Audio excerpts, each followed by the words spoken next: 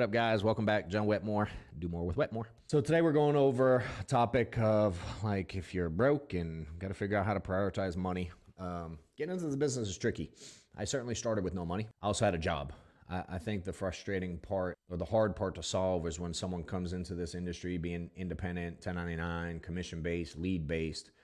They have no money and they don't have a job and they don't have a lot of work ethic. It's tough. So for me, it's when I'm doing recruiting calls or whatever, I'm trying to weed those people out. Again, if you got no money, all good, but you need to have some type of a plan and be able to prioritize where you're putting your money that you are making, so you can put money into leads. Unless you got some other magical way to get clients, which I don't know how to do. I don't teach that. I don't have a clue how to do it. For me, I called old leads. I learned you either got time or money, and if you don't have money, you get a bunch of time typically. So for me, I had to get my teeth cut and grow my thick skin calling older age leads that someone else had already dialed. I was just looking for the opportunity, the way out. So what I did is just work old leads. My expectations were correct that I was going to get, quote unquote, beat up a little bit more on the phones. It was going to be more time. It was going to be more dials. It was going to be more objections. But that's what taught me people. It taught me how to have control on the phone and how to learn to deal with stuff and make the emotion go away, that process. So then all I did is when I made sales, because I had a job, because I had no money. So I think if people come to me with no job and no money, it's typically a no-go, unless there's one heck of a circumstance that I might do something unique with them.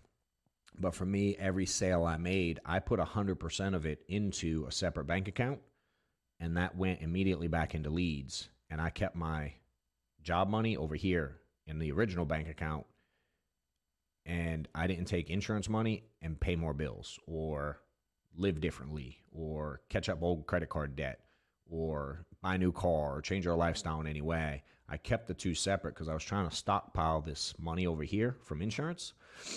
That way I could pour it into more leads and eventually even newer leads, because that bought me my time back, which allowed me to book more appointments in less time and make more money in a shorter window. The mistake I see a lot of people make is they whatever they get with leads, whether they're calling order leads or age leads or inexpensive leads or whatever, they make money and they go put it in their personal account.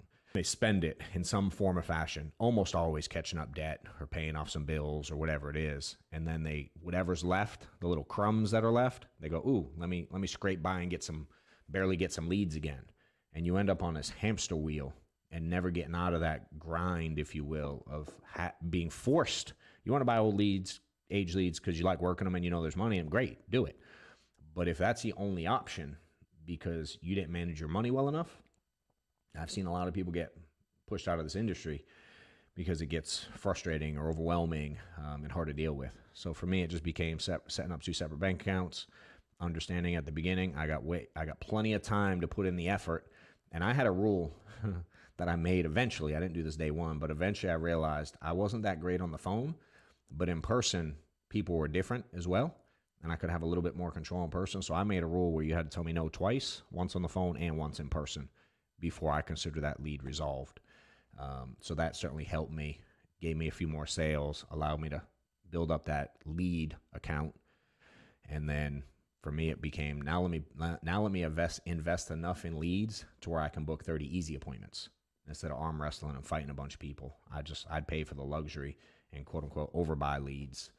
That way I could book easy ones. And then I use that extra inventory to help other agents build up their appointments, build our agency, and ultimately resolve leads through other people as well. So hope it helps. Later.